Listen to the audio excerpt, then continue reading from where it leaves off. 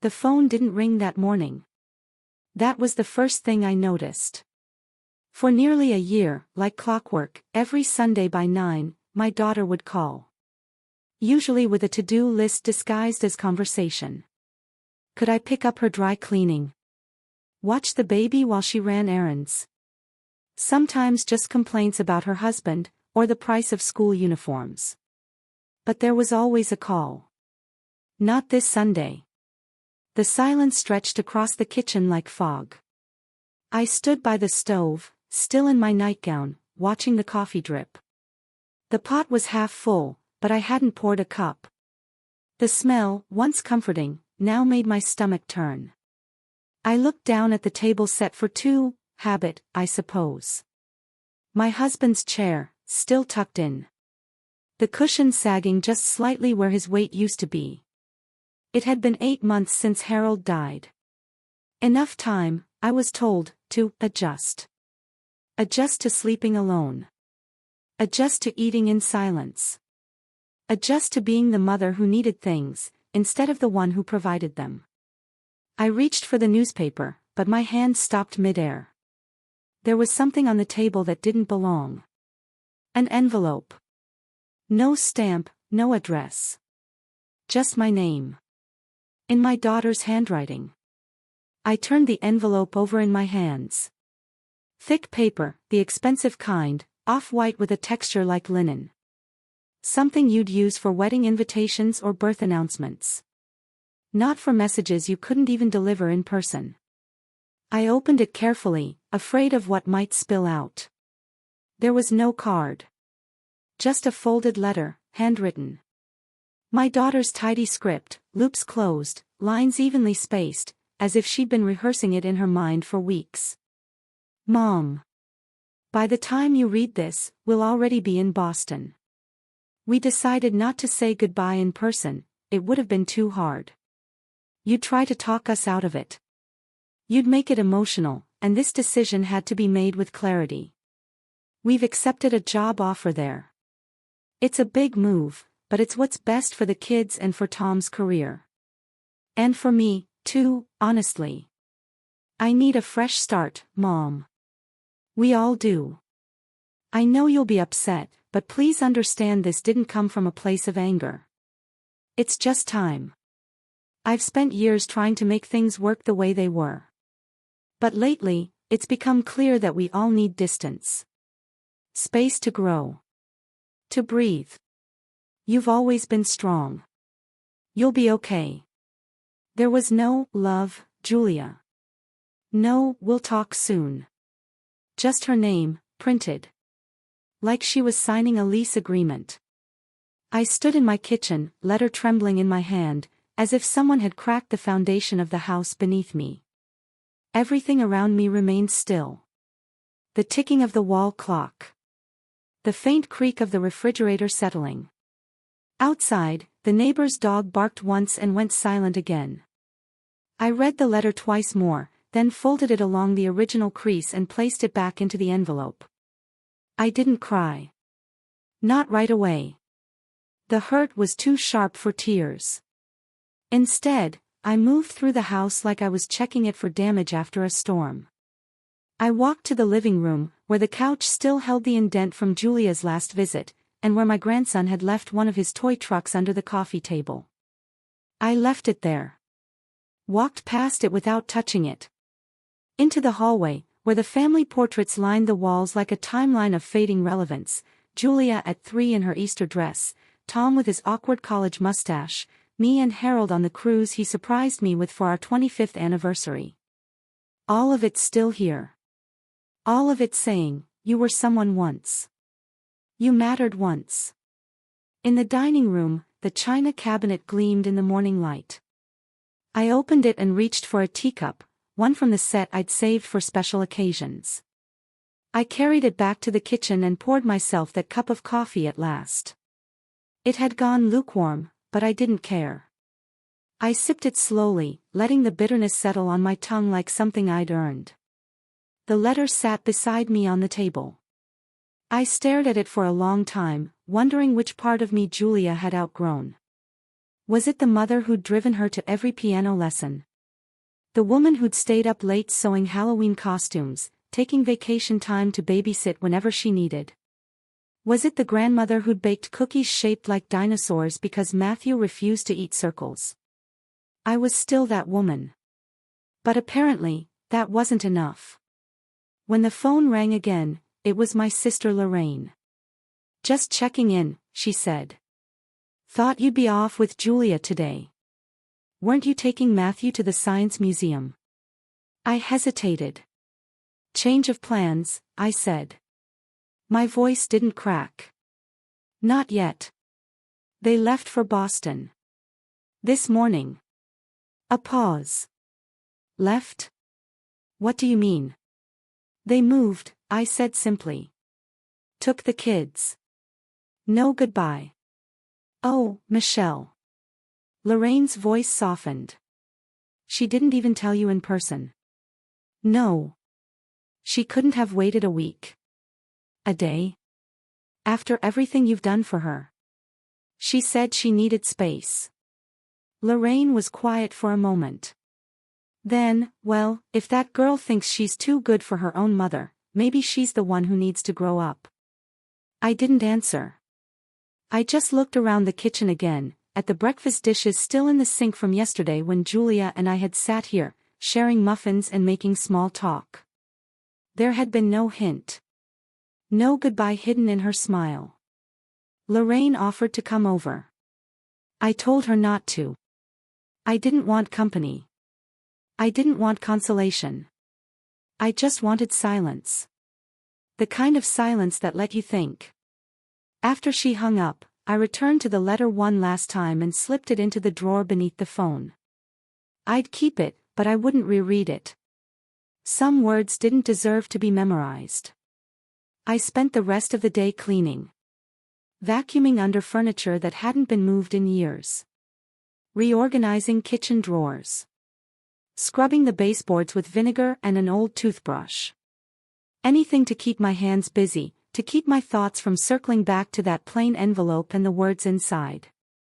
But as I moved through the house, I started noticing the things Julia had left behind. A sweater draped over the banister. A half-used bottle of lotion in the bathroom. The extra set of keys to her house that she'd given me last Christmas with a smile and the words, "just in case." It hit me then. She hadn't forgotten them. She'd left them. Like you might leave behind things you no longer need. By nightfall, I was sitting in Harold's old recliner with a blanket over my lap and a pad of paper in hand. I wasn't sure what I meant to write. Maybe nothing. Maybe everything. The pen hovered for a long time before I finally began. "Dear Julia. You say this didn't come from a place of anger. That you needed space. But do you know what that space feels like from this end? Like abandonment. Like a door shut in my face without even the courtesy of a knock. I don't blame you for building your life. I'm proud of the mother and wife you've become. But I wasn't expecting to be erased. I wasn't expecting silence where once there was Sunday morning laughter, where there were plans, hugs, cups of tea passed between hands. You didn't just leave. You removed me. And maybe you think I'll recover, that I'll bounce back the way I always have. But I'm not made of rubber, Julia. I'm made of bone and breath and years of loving you. Years that deserve more than a letter left on the table. I stopped writing. It was too much. Or maybe not enough. I tore the page out and crumpled it into a ball, then carried it to the trash and buried it beneath the kitchen scraps. What was I hoping for? A phone call in a week, apologizing. A sudden knock at the door with suitcases and regret. I knew better. My daughter had never been the type to look back. Still, I set the teacup in the sink, turned off the lights, and climbed the stairs to bed. I told myself tomorrow I would call the bank, check on the pension, maybe make an appointment with the lawyer. I hadn't touched the account Harold had left me in years, but now it might be time. I wasn't sure what I was planning. Only that it would begin quietly. just like this betrayal had. The next morning, I made oatmeal and sat alone at the kitchen table. It had always been too quiet since Harold passed, but now it was a different kind of silence. Not just absence, but rejection. I chewed slowly, methodically, as if I could muffle the ache in my chest by performing normal routines. By 9 a.m., I had the bank statement spread across the table. Harold had been meticulous with money. That was his gift and sometimes his curse. He balanced our accounts to the penny, kept every receipt, paid every bill ahead of schedule. He'd even left instructions in a blue folder marked, "in case." It was there I found the letter I'd forgotten he wrote. I unfolded it now, fingers brushing the familiar slope of his handwriting. Michelle. If you're reading this, it means I'm gone. I hope it's been many years from now. But if it hasn't, I want you to know a few things. First, the house is paid off. Don't let anyone try to convince you otherwise. The documents are with Connie West's office. You know she's thorough. Second, there are 3 accounts under your name only. Use them how you see fit. You've spent your life taking care of others. If I'm not here, let the money take care of you. Lastly, don't let Julia or anyone else tell you what your life should look like now. You've earned the right to choose.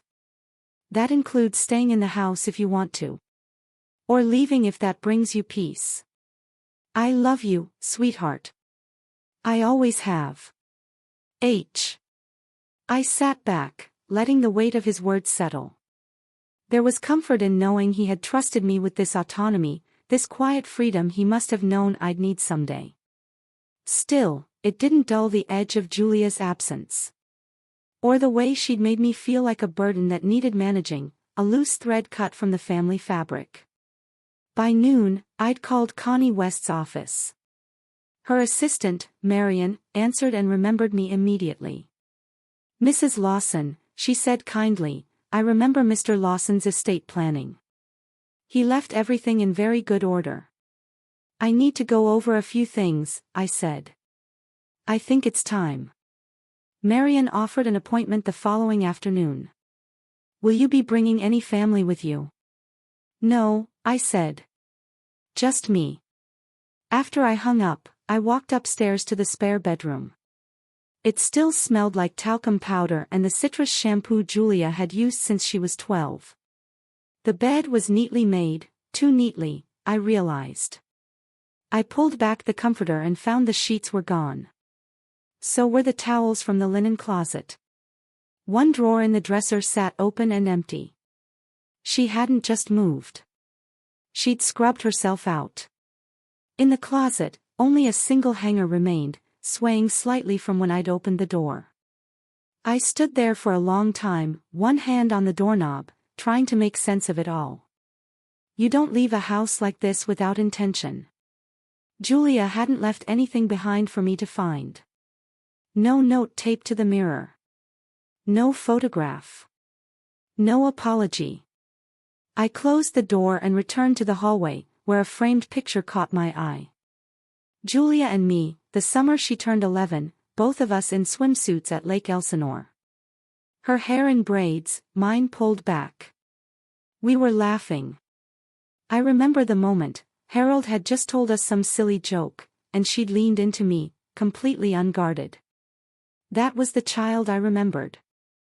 Not the woman who'd slipped out the back door without so much as a goodbye.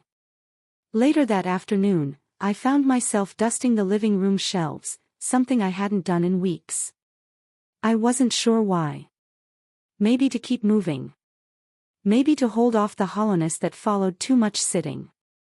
I came across the music box Harold had given me on our 15th anniversary. Dark walnut with a tiny brass key. When you turned it, it played Clair de Lune, just softly enough to make the whole room feel like twilight. I wound it now and let it play while I sat on the edge of the sofa, hands clasped in my lap. The music brought memories with it. Not grand ones, just moments. Harold tying my apron strings from behind. Julia asleep in the back seat on long drives, her mouth slightly open. Evenings spent folding laundry while the news played in the background. The mundane rituals of a family. They were all gone now. The people. The rituals. And I wasn't sure who I was without them. That night, I made soup and sat at the table without appetite. Halfway through the bowl, I stopped. I looked around the house, this place I'd loved and maintained, and I suddenly felt as though I were trespassing in my own life. I got up, walked to the living room, and stared at the old upright piano in the corner. Julia had played for 5 years, each lesson a battle, every recital a minor miracle. I opened the lid. The keys were dusty. I pressed one, then another. The sound was tinny, unpracticed. Still, I played a few notes of Twinkle, Twinkle, the first song she'd ever learned. My fingers stumbled through it. I laughed, but it wasn't a happy sound. It was brittle and strange. I closed the lid. Tomorrow, I told myself again. Tomorrow, I'll figure out what to do. But sleep wouldn't come that night. I lay in bed staring at the ceiling, wondering how someone decides to disappear from their mother's life. How they convince themselves that the woman who birthed them, who stayed up with them through chickenpox and heartbreak, would be fine with silence. Around 2 a.m., I got up and went downstairs. I opened the drawer where I'd put Julia's letter and took it out again. The envelope was already soft at the corners. I read it once more. Then I did something I hadn't expected. I reached for the pen and a clean piece of paper. Julia. Thank you for your letter. I've read it several times now. Each time, it becomes a little harder to breathe. You say this wasn't done in anger. You say you needed clarity. Space. A fresh start. I understand those words. I've said them myself at different points in my life. But none of those words required what you did. None of them required cruelty. None of them required silence. You left like a thief, Julia. Not because you stole anything, but because you left as if you were ashamed to be seen. As if facing me would have made your decision less clean, less easy. Maybe it would have. Maybe that's why you didn't say goodbye. I raised you better than this. At least I thought I did. What hurts most isn't that you left. It's that you decided I was no longer worth your honesty. Or your affection. You told me I'd be okay. That I'm strong. But did you ever stop to think whether I wanted to be strong? Whether I wanted to be okay without you? Still, I will be. Because I've lived long enough to know that heartbreak doesn't end us. It just changes us. You don't owe me your life, Julia. But I deserved better than this exit. You'll have to live with that, the same way I'll have to live with the absence you've left behind. Goodbye, for now. Mom. I didn't mail it. I folded it and tucked it into the same envelope as hers, sealing them together like matched stones dropped into a river. Then I turned off the light and went to bed. This time, I slept. The day of my appointment with Connie West arrived cloudy and close, the kind of August morning that clung to your skin. I dressed carefully, dark slacks, a blouse with pearl buttons, the soft leather shoes Harold had given me the Christmas before his heart attack. I looked at myself in the mirror longer than usual. Not for vanity. Just to see who was still there. At the law office, Marion greeted me with a familiar smile. He always spoke so highly of you, she said as she walked me back to Connie's office. Said you were the steel beneath the velvet. I wasn't sure whether that was something Harold had actually said or something she'd softened into memory, but I smiled anyway. Connie stood to shake my hand. She looked like the kind of woman who ironed her pillowcases and never forgot a birthday. Her hair was silver, not dyed, pulled back into a tight bun that made her face appear sharper than it likely was. Michelle, she said, gesturing for me to sit. I was sorry to hear about Harold.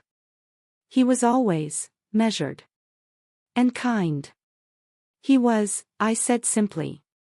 She opened a slim folder. He updated his documents regularly. Most recently, about 7 months before he passed. I waited, my hands folded in my lap. She seemed to recognize I wasn't here for small talk. The house is solely in your name now. That was done preemptively. No probate needed. The savings accounts, retirement fund, and investment portfolio, all transferred into a revocable living trust with you as sole trustee and beneficiary. I nodded. I'd known that much. And the accounts? I asked.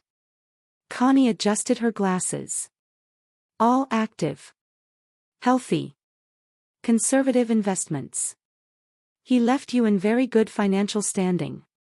I can provide a full report if you like. I didn't need the report. I needed the confirmation.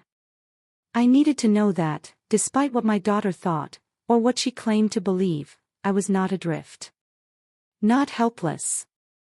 There's one more item, Connie said, sliding a smaller folder toward me. This was only to be shared if you came in on your own accord. Not at the request of your children. Not during probate. Only if you sought out the information. My eyebrows lifted slightly. Harold didn't trust them. I think, Connie said carefully, he worried they might try to steer you. Influence you. She opened the folder and revealed a deed. He purchased a property in Portugal. 3 years ago. It's yours now. I stared at her. I don't understand. A cottage. On the Algarve coast. He bought it under a holding company in your name, ML Rest Properties. The initials match, but it wouldn't be obvious to anyone not looking closely. Why? I asked. The question felt too big for the room. Connie tilted her head. He left a letter. Would you like to read it here? I nodded. She handed me a sealed envelope, thinner than the one I'd found in the house, but unmistakably Harold's. Michelle. I know this is unexpected. I kept it quiet for a reason, not because I didn't trust you, but because I didn't trust how the people around you might react. Especially after I'm gone. I saw what happened with Julia. I saw it long before you did.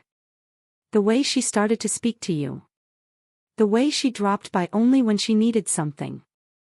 The way she dismissed your suggestions as outdated, or your stories as long-winded.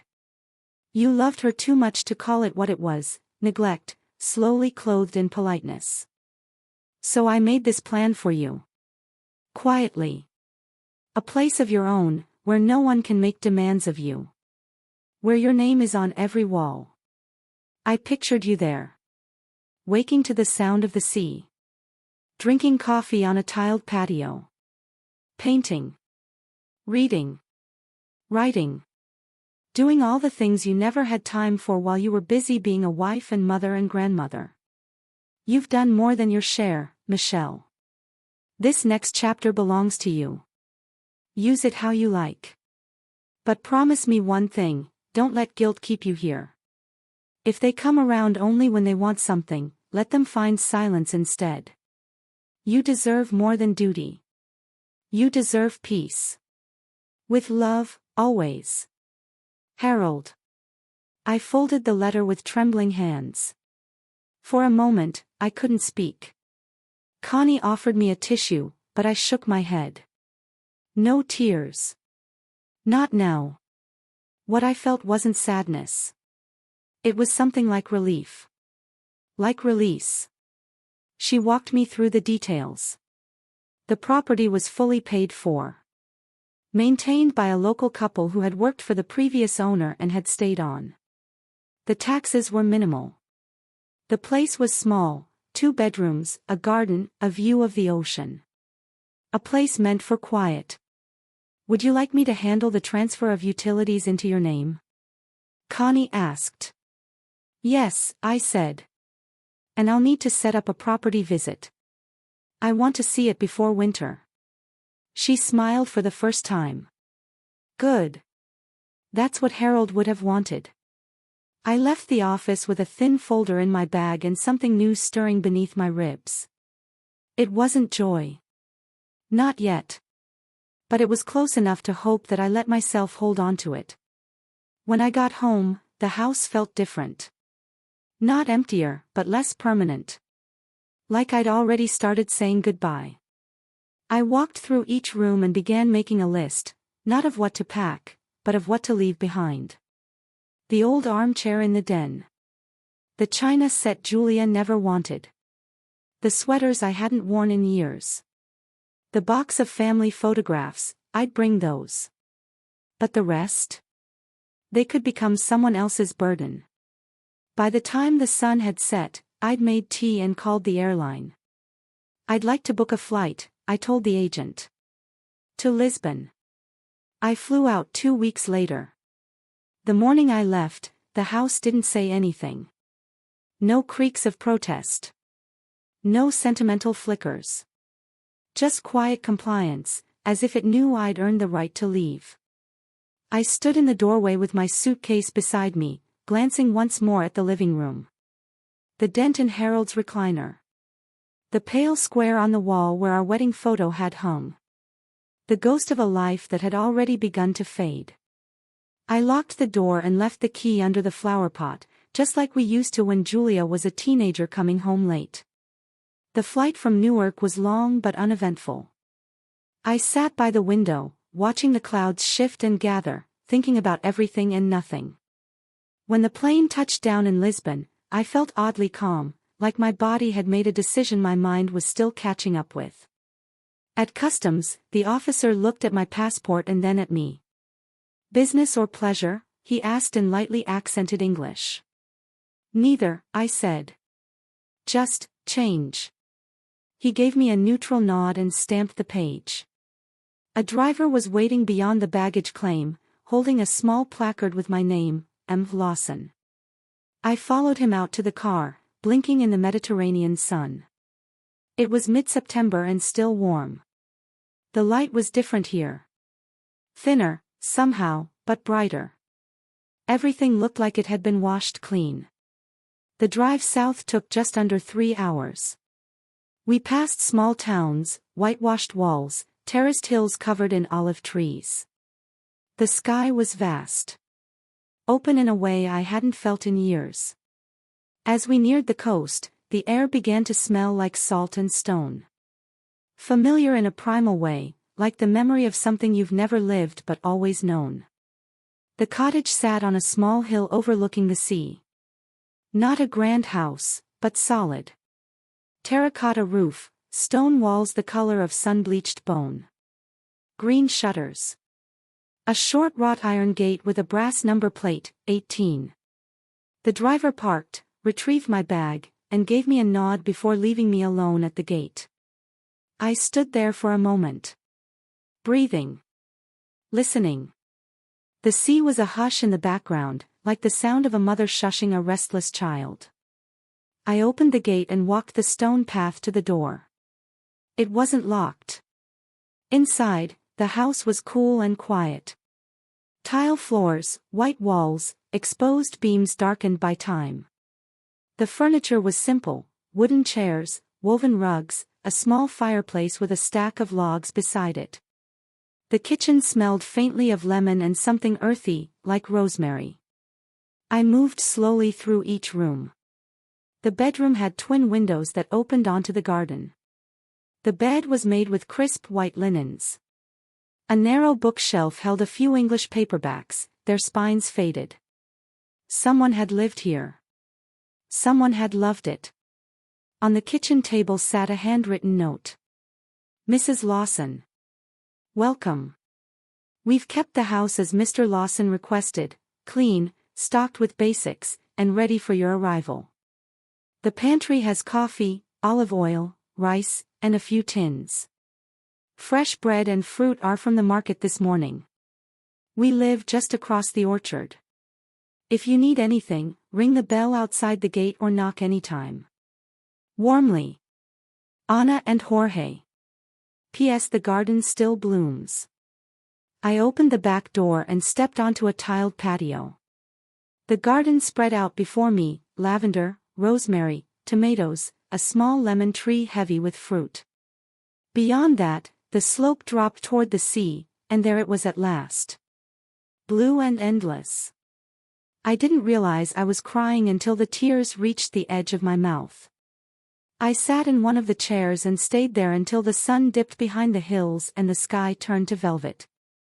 That night, I made a simple dinner. Bread with butter, tomatoes with salt, a cup of tea. I lit a candle and sat alone at the kitchen table, listening to the house settle around me. It didn't feel foreign. It felt like exhaling after a long-held breath. The next morning, I woke without an alarm.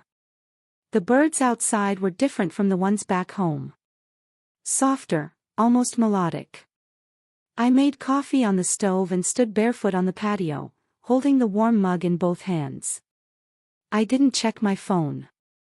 I hadn't since the plane landed. I knew there would be messages, voicemails from Julia, perhaps, or one of her polite texts asking where I was. But I wasn't ready for that. Instead, I walked down the sloping road, past the orchard Anna had mentioned. I saw their cottage, a tidy place with white walls and flowering vines climbing the trellis. A man sat on the porch reading a newspaper. He raised a hand in greeting. "Bill he called. I waved back. "Bill The village was less than a mile away. A narrow street with cafes and a bakery, a small grocer, a post office. I bought cheese, fresh figs, a loaf of bread still warm. The shopkeeper wrapped everything in brown paper and smiled. "You are new." "Yes," I said. "Just arrived." "Welcome," he said. "You will like it here." Back at the cottage, I ate lunch on the patio. Afterward, I wandered the garden, trimming dead heads from the lavender, tying back a leaning tomato vine. My hands remembered the movements. I hadn't gardened in years. Late in the afternoon, I finally turned on my phone. 6 missed calls. 3 from Julia. 1 from a number I didn't recognize. 2 from Darlene, my niece. A text from Julia, "Mom, where are you? We need to talk. It's important." Another, "Tom's worried. Please respond." And finally, "I don't understand what's happening. Please just call me." I stared at the screen, thumb hovering over the reply button. Then I powered it off again. Let them sit in silence a while. That evening, Anna came by with a covered dish, something with lentils and sausage. She was my age, maybe slightly younger, with kind eyes and silver-streaked hair pulled back in a braid. "You are settling in?" she asked as we stood on the patio. "Yes," I said. More quickly than I expected. She smiled. "This house, it waits for people. It doesn't push." We sat for a while, sharing food, talking in the slow way of strangers who might one day be friends. She told me her husband Jorge was a carpenter, that they had 2 grown children in Faro. I told her I had a daughter. "Once." "You still have her," she said gently. I didn't answer. That night, after she left, I opened the drawer beside the bed and found a blank notebook. I hadn't written anything in years, not since Harold got sick. But now, the words came. Not for Julia. For me. I wrote about the flight. About the garden. About the way the air smelled like the sea and lemon leaves. About the silence that no longer felt empty. About Harold. I wrote until my hand ached and the candle burned low. Then I slept. Soundly. And in the morning, I didn't think about going back. The days began to settle into rhythm. I woke with the sun, drank coffee barefoot on the patio, and walked the same quiet road into town where the woman at the bakery began greeting me by name. I learned that Tuesdays were for fresh sardines and that the postman came only twice a week. I tended the garden each afternoon, pulled weeds, pruned the fig tree, planted basil where the old rosemary had gone to seed. At night, I cooked small meals. Beans with garlic and kale. Rice with lemon and herbs. Simple, nourishing food. I'd eat outside whenever the wind was calm enough, the sea dark and endless beyond the terrace wall. There were no schedules. No obligations. The silence didn't press down anymore. It held me, quietly. I hadn't turned my phone back on. Not once. After a week, I placed it in the drawer with Harold's letter and closed it gently. That was the life I had left behind. I would not let it drag behind me like a net catching on every new thing. It was Anna who brought me the letter. She appeared late one morning, her braid damp from washing, holding an envelope with no stamp, just my name written across it in Julia's careful handwriting. She came. I asked, trying to keep my voice steady. Anna nodded. Last night. A taxi from the station. She knocked. Jorge told her you weren't home. She asked him to give this to me. I took the envelope but didn't open it. She looked tired, Anna added gently. Worried. Not angry. I thanked her, then stood alone on the patio, the envelope in my hand. It was heavier than I expected. 4 pages, maybe 5.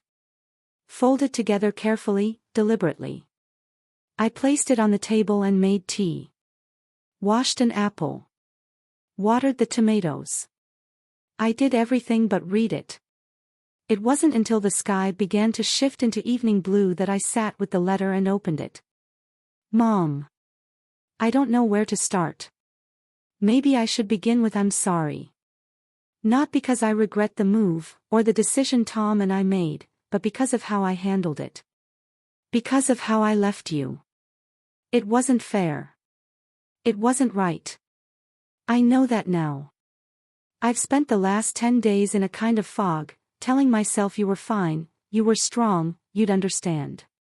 But the truth is I was afraid to face you.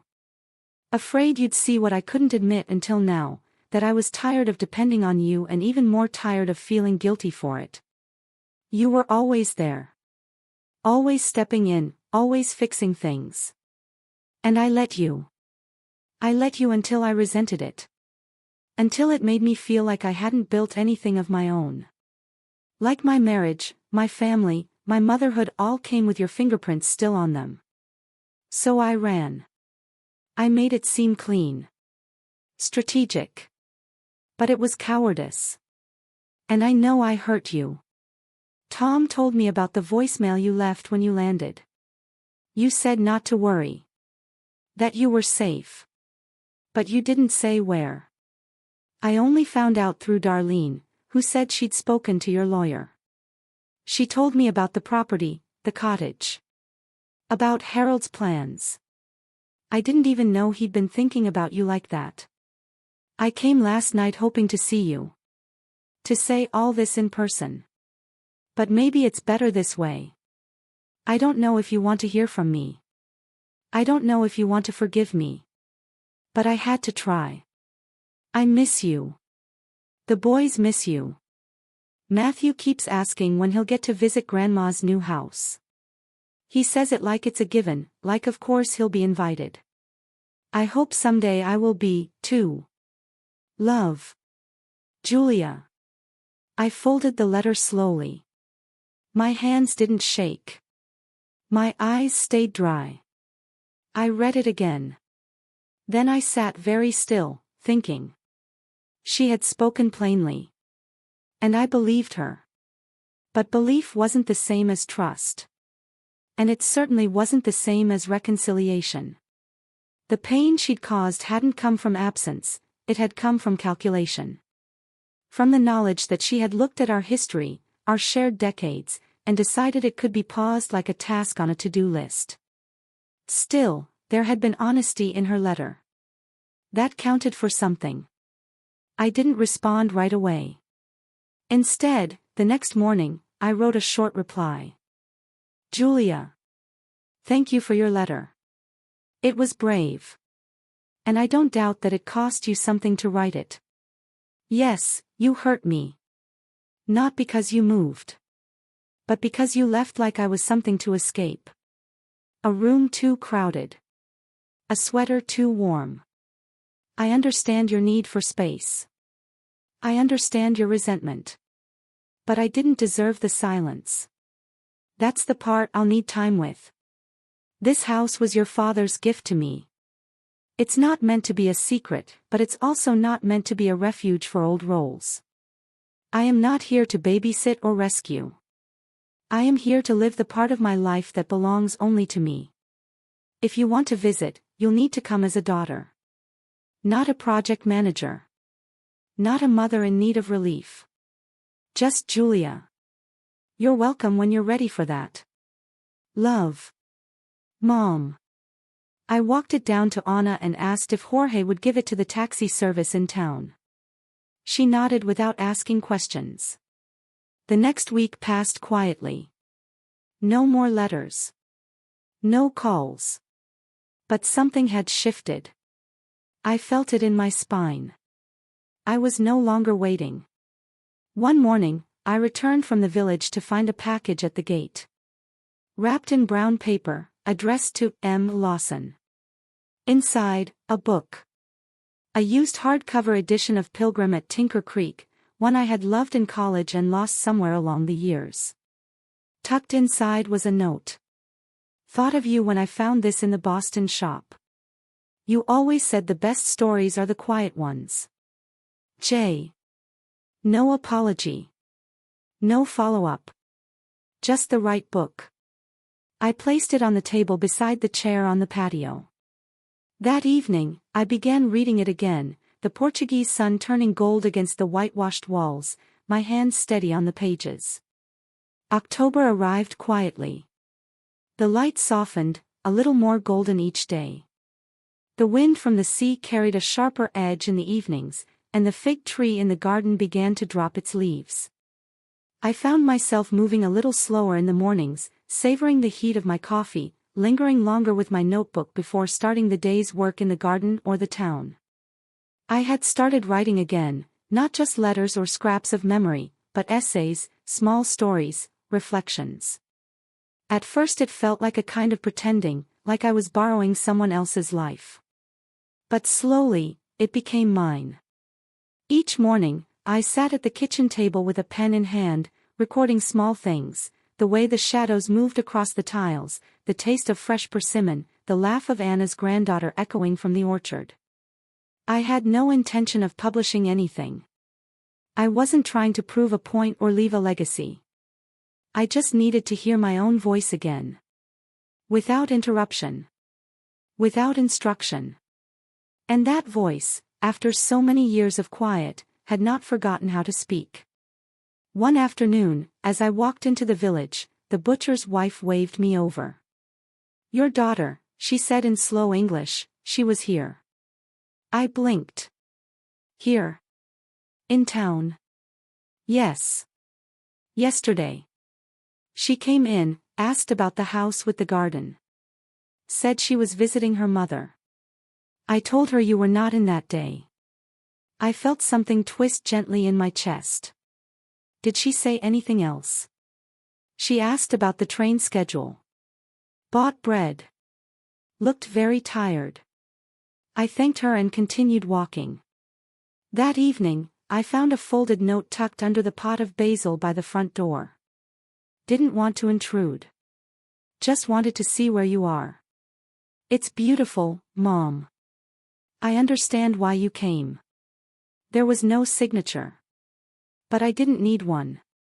That night, I sat on the patio long after sunset, watching the stars come out one by one. The sky here seemed bigger somehow. Like the ceiling had been raised.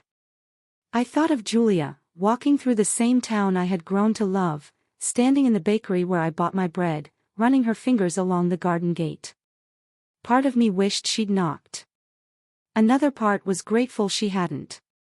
Sometimes, closeness before readiness only deepens the distance.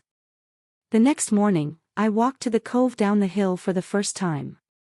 A narrow, hidden inlet of pale sand and scattered stones. I took off my shoes and stood at the edge of the water, letting the waves curl over my feet. The cold shocked me. But I didn't pull away. I stood there a long time, the hem of my linen dress damp, my hands in my pockets.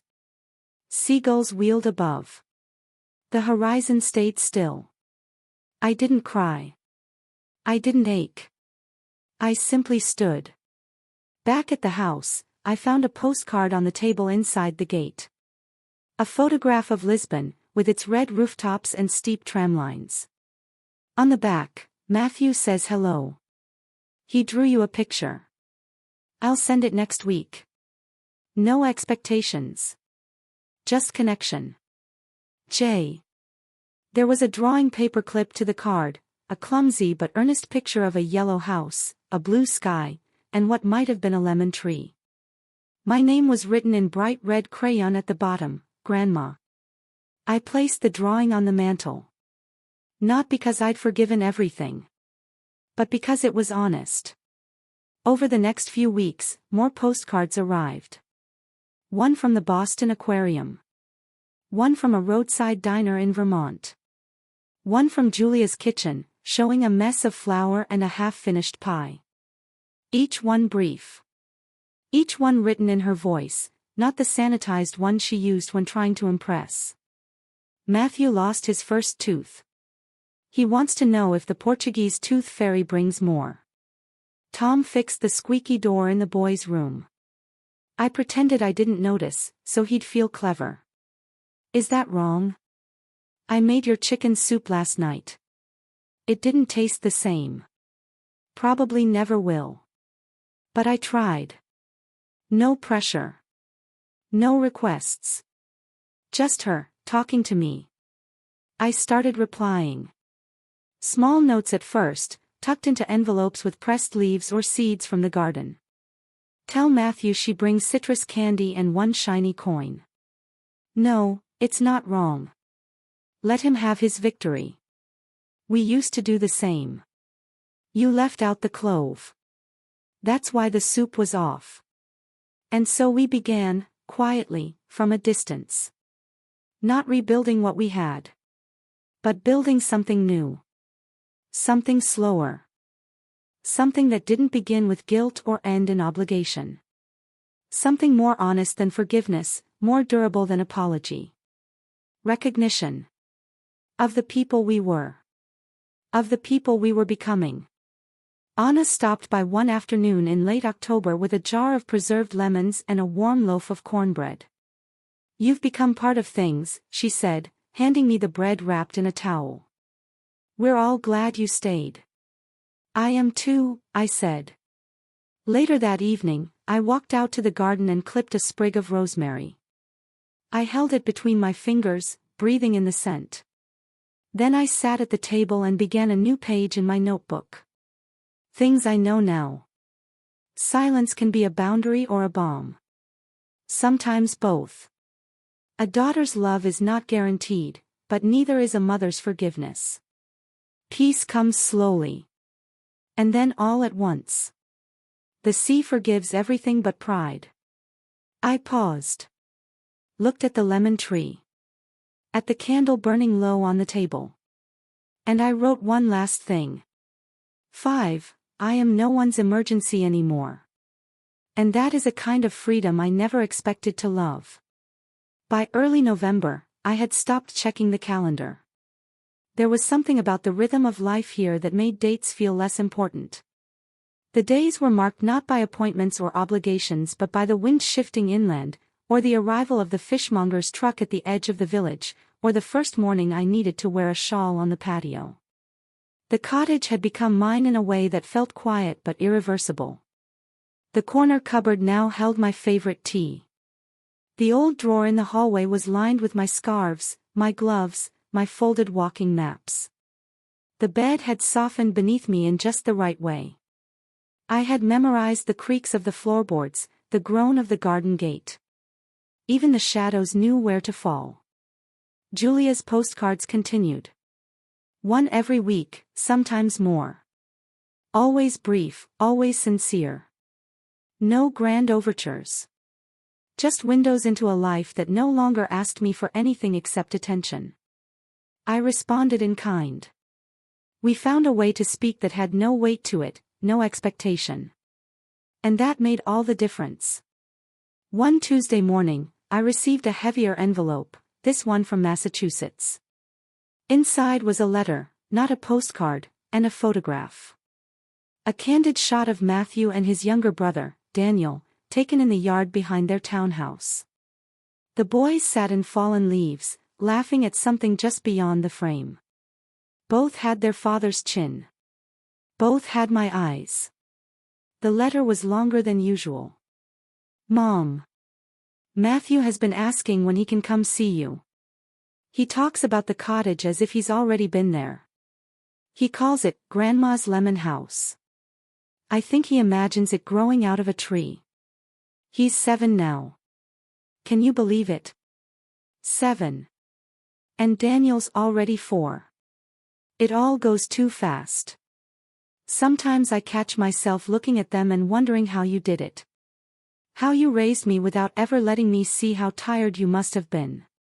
I've started baking more. It helps. I made your orange shortbread cookies last week. They were close. Still not as good. I think the butter here's wrong. We'd love to come. Just for a few days. Just the boys and me. No pressure. Only if you feel ready. Love. Julia. I read the letter twice, then set it on the table beside the photograph. The faces in the picture tugged at something in me I hadn't let myself name since I left. Longing, yes. But also fear. I had come here to escape the version of myself that had been shaped around everyone else's needs. And now, the people I'd stepped away from wanted to find me again. Not to use me, perhaps. But to know me. It would be easier to say no. To preserve the quiet. To protect the solitude I had fought so hard to reclaim. But then I looked again at the photograph. Daniel was clutching a stick like it was a sword. Matthew had a missing front tooth and a gap-toothed smile so wide it made my heart ache. I hadn't taught him to read. I hadn't heard him count to 10. I hadn't seen him lose that first tooth. These were losses, too. Small, steady ones. I took a walk down to the sea that evening. The tide was high, the water closer than usual. I stood at the edge and let it lap around my ankles, soaking the hem of my skirt. Then I went home and wrote. Dear Julia. Thank you for the letter. And the photograph. I keep it on the shelf above the kitchen sink, where I can see it every morning. The boys look happy. That makes me glad. I've thought about your question. About visiting. And the truth is, I don't know if I'm ready. Not entirely. But I think it might not matter whether I am. What matters is that you come as you are. And that I greet you as I am.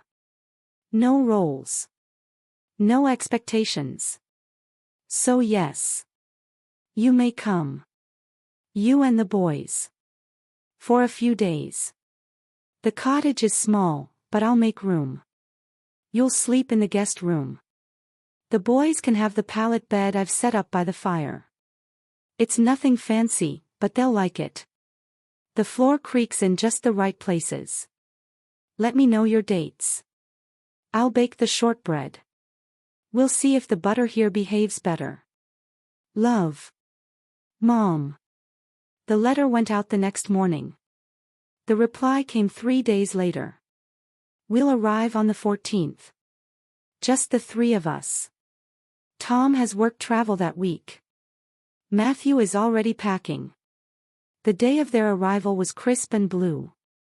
I spent the morning baking. The lemon tree had surrendered its last fruit, and I used it for zest in the shortbread. I boiled water for tea, set out a stack of clean towels, fluffed the pillows twice. Not because I wanted to impress. but because I wanted it to feel like welcome, not obligation. The taxi arrived just after noon. I stood by the gate as it pulled up, heart steady, eyes fixed. The door opened, and Matthew tumbled out first, his hair wild, his voice loud. "Grandma." I dropped to one knee and caught him mid-run. He smelled like peanut butter and boy sweat and autumn leaves. "You came," I said.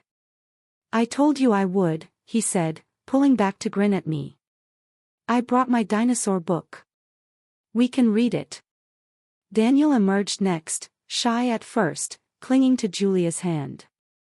But when I crouched down and offered my arms, he came too, burying his face in my shoulder. Julia stood a few feet away, her overnight bag in one hand, her hair windblown, her face unreadable. "Hello, Mom," she said. "Hello, Julia." We didn't hug. Not right away. But we held each other's gaze. And that was enough. Inside, I showed them around. The boys ran through the cottage, inspecting each room like explorers charting new land. Julia followed behind, touching the walls, the furniture, the bookshelves. "It's beautiful," she said softly. "It's home," I said. "For now." She nodded. "I'm glad you found it." That first afternoon, we were quiet with each other. I made soup.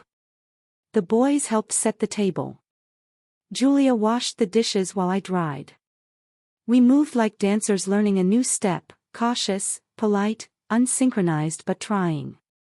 That night, after the boys were asleep on their makeshift beds by the fireplace, Julia and I sat on the patio with cups of chamomile tea. The sky was clear. The stars looked close enough to touch. She took a breath. "You look different." "How so?" "Lighter. Not younger. Just, more yourself." I nodded. "I think I am. I'm sorry it took me so long to see who that was." We sat in silence for a while. "I don't want to lose this again," she said finally. "Then don't," I replied. She turned to me. "It's really that simple. It can be. If we let it."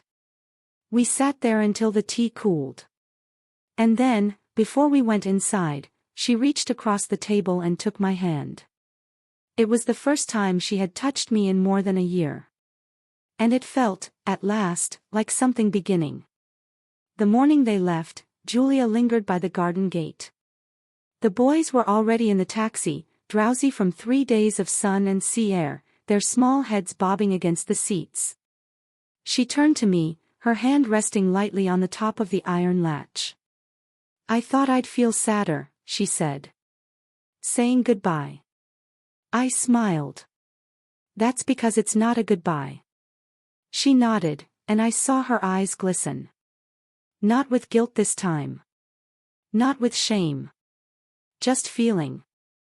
Honest and quiet. "You're different here," she said. "I am. And I think I like this version of you more." "I think I do too." She took a step forward, arms open now, not hesitant, not forced. I embraced her fully, our cheeks pressed together, her breath warm against my shoulder. "I'll come back," she whispered. "No expectations." "I know," I said. "And next time, you bring the butter." She laughed, real laughter, from the chest, and climbed into the taxi. I stood in the road long after they'd gone, the dust settling around me, the stillness returning like a blanket pulled up to the chin. And then, I turned back toward the cottage. Inside, the rooms still held their presence, crumbs on the table, fingerprints on the mirror, the faint scent of strawberry shampoo in the guest room. I didn't rush to clean. I let the signs of their visit remain for one more day. I poured myself the last of the tea, sat on the patio, and opened my notebook. Things I know now. You can lose your place in someone's life and still find your way back. Sometimes love needs silence to be heard. A mother's strength isn't in what she gives, but in knowing when to let go. Freedom isn't loneliness. It's the right to choose who gets to stay. I looked out toward the sea, where the sky shimmered in the light, and breathed in deeply. Not out of habit. Out of fullness. I was no longer the mother waiting to be needed. I was the woman who had been found again, not by chasing, not by pleading, but by standing still in the place she had claimed for herself. And this time, they had come to her.